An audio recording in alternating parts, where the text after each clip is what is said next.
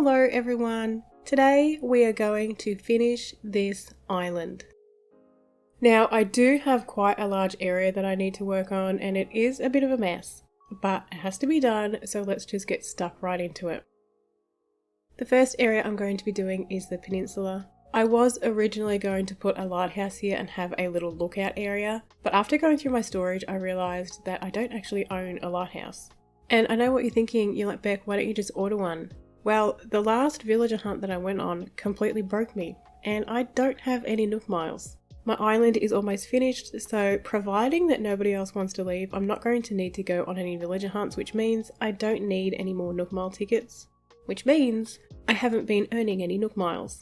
So that idea was completely out of the question. What I ended up doing was making a cute little sitting area. I didn't use any crops for this build or make it farm themed, so I decided to colour block it and I went with white. If this is your first video of mine, welcome on in. The theme for this island is colour coordinated farm core. So every build that I do has a colour assigned to it somehow. I really love how this build turned out. I think it's cute, it's soft, and it just has a nice relaxing vibe.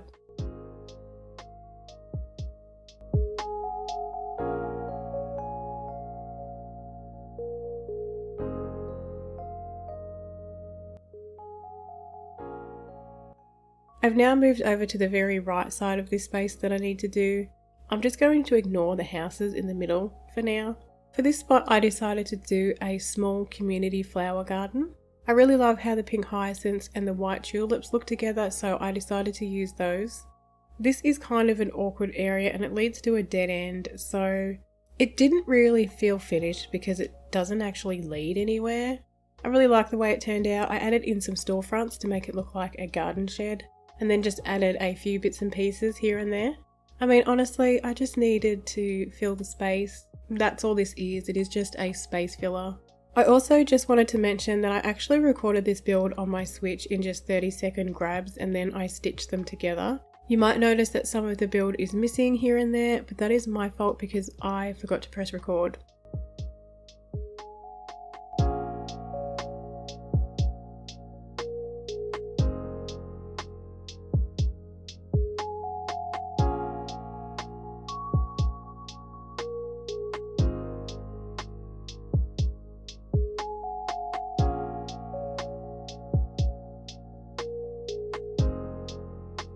Now onto Sylvana's yard. This was the next day and I was so annoyed when I logged in and I noticed that it was raining. I do not like to decorate in the rain, but I really just had to get it done, so I went ahead and done it anyway. I decided for this yard that I was going to do a strawberry and blueberry patch. I knew I already had a heap of blue pansies that I could use. I didn't have any of the red ones though because honestly, I don't like the pansies, so I don't use them very often. Luckily, I found some for sale in Nook's Cranny. Just in case you weren't aware, if you run through the pansies so that they break down to the buds, they look like little berry bushes. They do grow back obviously, but it is quite easy to set them up like this if you want to create it for a dream address. Otherwise, what you could do is you could actually plant them on the beach, because if you set them up this way on the beach, they're not going to grow back. Using the sand pathing on grass does not work. It only works if you plant them on the beach. I'm just going to let you watch what I got up to for the rest of this build, and then I will have a chat to you again when it is time to get started on Aussies House.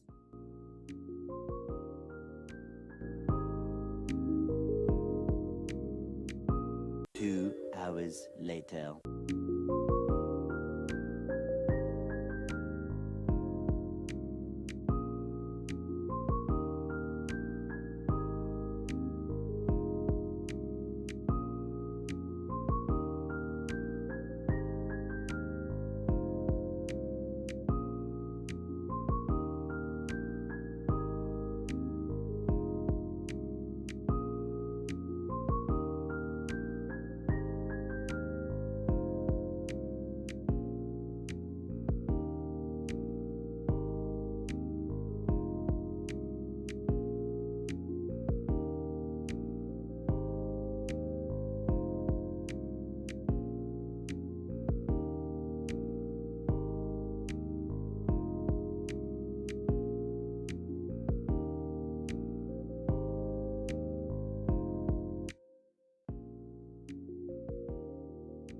Alright, I'm on to Aussies House now. I'm not going for a colour theme for this build, much like what I'd done with Eunice's yard. I'm just going to do a mix of crops. So there is going to be a few mixed veggie patches, but the main theme for this build is going to be bugs and fish. Next to Aussie's house, I'm going to put a small research area. This is where he keeps all of the bugs and fish that he has caught so that he can study them. You know, he's just trying to learn as much as he can about the local creatures because he has this dream that one day he's going to be able to work with blathers at the museum, which I think would be really cute. I don't know about you, but I would love it if our villagers could get jobs on the island. It would be so adorable. I had a lot of fun with this build, and I'm wondering if it was because I had to actually play the game and go and catch some bugs. Because, you know, apparently this game is fun. Also, side note, I just have to mention, I love the little wooden cages that the crickets come in. They are so cute to decorate with. Top tier item.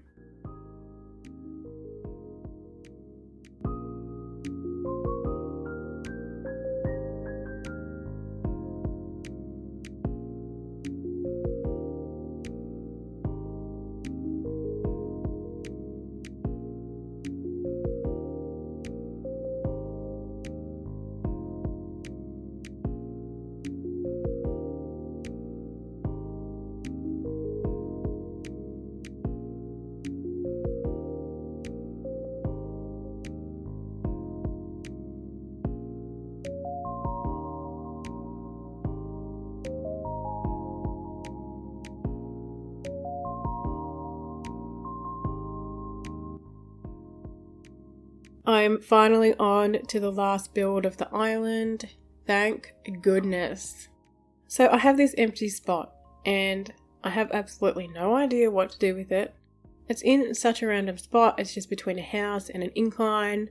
It's just like there, you know, it's just there.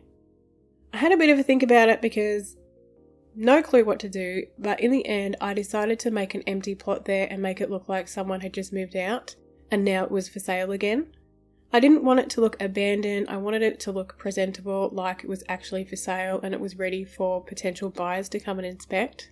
So I needed to make a garden for the area. I had a heap of carrots left over, so I decided to make some carrot patches and add in a few of the little bunny decorations. It wasn't a major detailed build, it was just something cute to finish off the area and I think it worked out pretty well.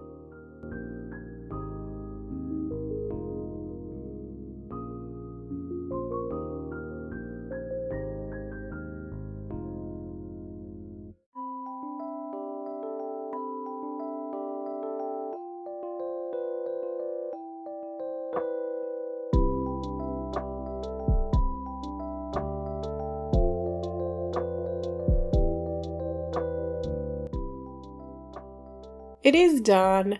The island is finished. Almost. I do still need to go and clean up my beaches, but then once I've done that, I'm done. I'm so excited to be finished. I am done with this island. I am so over it. I've been working on this for months now, so I'm glad that it is finally finished. In the next week or so, I most likely will release a short video with a quick tour and the DA for the island if you want to come and visit. But that is going to be all for today. Thank you so much for watching. If you enjoyed, don't forget to like and subscribe, and hopefully I will see you next time. Bye!